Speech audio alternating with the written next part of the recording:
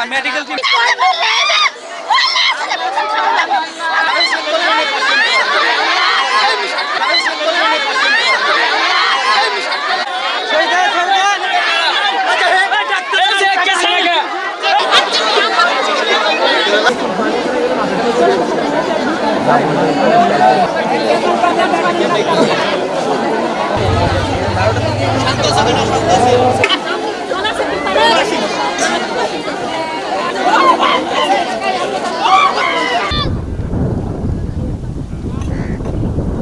গোসল করতে হতে তাও 30 মিনিট পরে ওর মানে আমরা বাগানে খেলছিলাম, খেলতে খেলতে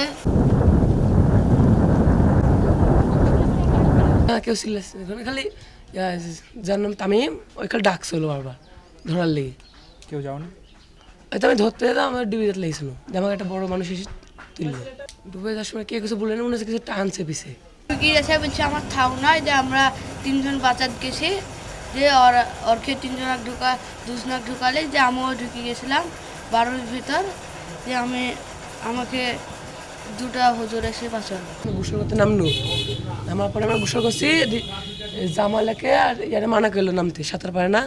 দেন ওরা দেখছি নামিছে গোসল করতে হতে তাও 30 মিনিট পরে ওর মানে ডুবে যেতে লেগেছে দিয়ে আমরা ধরতে গেছি আমাকে নামাল লেগেছে দিয়ে আমি একটু বের হয়ে আছি যেটা বড় মানুষের ডাকলো তো এসে আমাকে তুললো দিয়ে আর শিল্পীর ডাকলো দিয়ে এসে তুললো। রেন্টুর বেটা সকাল থেকে বলছে নদীর যাবো, তাই গামছা নিয়ে এসে খেলছিল, তো বলছিল যে নদীর যাবো সবাই, যে আমাকে জোর কেলি গেল আমরা যাবো না। এই ভাড়াটিক ডাকলো, ভাড়াটির ছেলেরা ডেকে ও আসলো, দিয়ে গেলাম আমরা সবাই। কজন ছিল?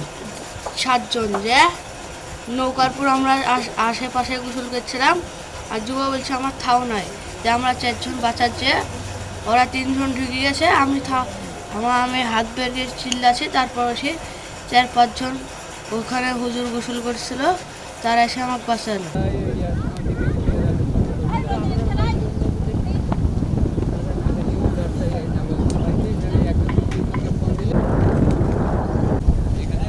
মেনলি বিষয় আমরা control fire service, civil defence, Rajshahi সদর বিভাগের সদর দপ্তর, ডুবুরি ইউনিট শাখা থেকে আমাকে যখন জানানো হচ্ছে কন্ট্রোল রুমের মাধ্যমে আমরা সঙ্গে সঙ্গে গাড়ি নিয়ে চলে আসি এখানে। এবং কন্ট্রোল রুমে আমরা জানতে পাই যে এখানে 3 জন নিখোঁজ আছে।